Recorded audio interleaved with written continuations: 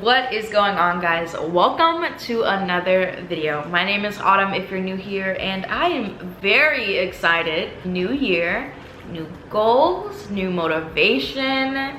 We are in this thing for sure in 2022, and I want to try to help you to achieve your goals and have the best year yet. So I have about 5 tips for you, and I'm so excited to share them because honestly, this routine gets me to where I want to be in life, and I want to help you achieve that as well. I just want to remind you that this is your year and you are going to achieve your goals. This is going to be a great year, and I'm very excited.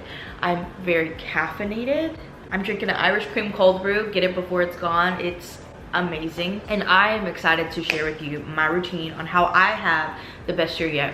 These are honestly proven ways that I have achieved my goals, and I'm not going to toot my own horn, but manifestation is real. Not the woo-woo stuff, but just truly believing and owning the life that you want, knowing that you can achieve the life that you love, and I am here to let you know the secrets on how to get there. Without further ado, let's get into the video. So the first thing that I have, and don't mind me, I am looking down, but I'm looking at a journal because I wrote everything down. The first thing that I have written down, which I think is the most important part of this, but I'll probably say that a couple more times in the video. One of the most important parts of achieving your goals for the new year is to analyze and reflect and really meditate on your accomplishments, your wins, your lessons, not your losses, but your lessons from the previous year. This is so important because I really want you to hone in and realize what went well for me, what didn't go well for me, how can I change it,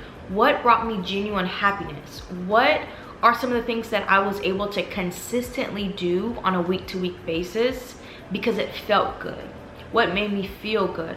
What people did I have in my life that motivated me to keep going? What people did I have in my life that kind of bogged me down and made me feel like, you're not really giving me the energy that I need? All of these things are so important before even planning for the new year, because I want you to really meditate and figure out what you want to take away and what you want to leave in the last year. Regardless of what happened last year, honestly, positive or negative, it shapes you into the person that you are today, tomorrow, 5 years from now, 10 years from now, even without you even realizing it. So the next thing that I have after you meditate and really analyze your last year is writing down SMART goals, and not just any goals, but SMART. So SMART is an acronym. I learned it in college, I learned it in high school. I feel like you probably heard it by now as well because of how much people use it, but it's because it actually works.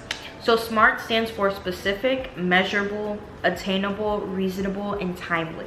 So when you're planning out your goals, you don't want to give yourself something that might not be as achievable. Not because you can't do it, but it may not be for this year. It may not be for this month. Or maybe it will take time to gradually build up to that goal, which is completely okay. Just because of what Nancy, Dan, and Jeff has done this year, let's say those are your like hypothetical friends, just because of what they've done this year, you don't want to base your goals off of what they've done. You want to base it off of what you need to do for yourself and how to set up and cultivate a life that you love. So I want to give you an example of a SMART goal, and this is honestly my goal. One of my goals rather. So this is a version that's not the best. Let's make it better. So the first way I'm gonna say it is, I want to be healthier and I'm gonna lose weight this year. So I would change that and say, I want to be consistent in the gym and go 4 to 5 times a week. I want to focus on eating at least 1 serving of fruits and vegetables a day, and I want to weigh 145 pounds by 6 months. That is very, very smart because it's very specific, it's measurable, 6 months, it's attainable, I've done it before. It's reasonable. It seems about realistic that I can, be at my goal in 6 months. I'm not that far from it. And timely. It has a time frame, 6 months. That's good. So these are all important things to like really take into consideration when you're making goals, just so that they can be realistic. Probably something that really changed my life this year. I just learned about it by Sam Oscaral on YouTube. I love her. She's great. And she basically talked about creating your ideal day. Now, at first I was like, okay, that's not that bad. Okay, that seems kind of cool. But when you think about it, you're acting as if in this journal entry, regardless of if you write it down, if you voice type it, if you put it in your notes in your phone, but you're acting as if this day has already happened, right? Like a journal entry. And you're basically just explaining everything that would happen in the day if you had like your dream life. Now, I found this so inspiring and motivating because you get specific. You really truly write down a realistic viewpoint of what you really want to happen in your life, but you write it in a way that you know that you can achieve it, right? So for instance, when I did this, I was like, wow, this is like inspiring. I feel like I already have this life. And some of the habits that I had in that ideal day, I'm already starting to implement it going forward in the future because I've already spoken into existence, right? I'm speaking it into existence. And once you write this ideal day down, I want you to read it every day. And I want you to visualize every day. Now, you can read it whenever, but I like reading it before bed because I wake up in the next morning like excited and feeling really good about it, you know? Okay, so I think you already knew this was gonna come in this video, but the next step is to create a vision board. I love vision boards. It really just helps you to visualize exactly what you want. I want you to put realistic photos. I don't want you to try to put too many photos of people that you don't know on there.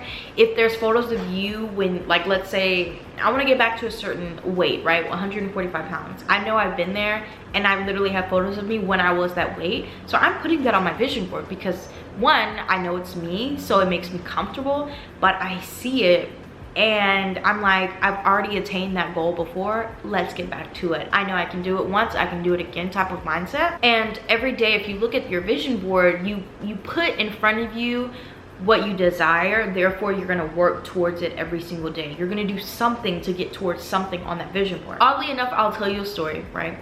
I met my husband when I was 13 and he was 15, and this was in 2013. And back then, I literally told his family, I sounded crazy because I was a 13-year-old. It's fine, we're married now.